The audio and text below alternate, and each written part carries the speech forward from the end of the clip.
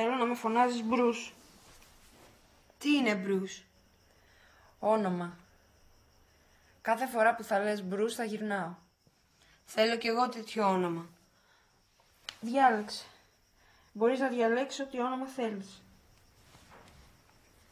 Θέλω να με λένε Πλάτη.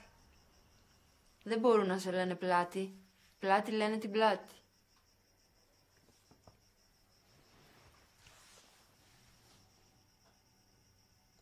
Μπρους. Μπρους.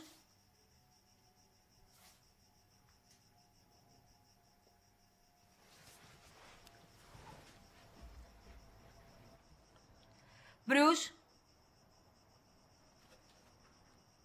Μπρους. Μπρους. Πολύ ωραίο είναι.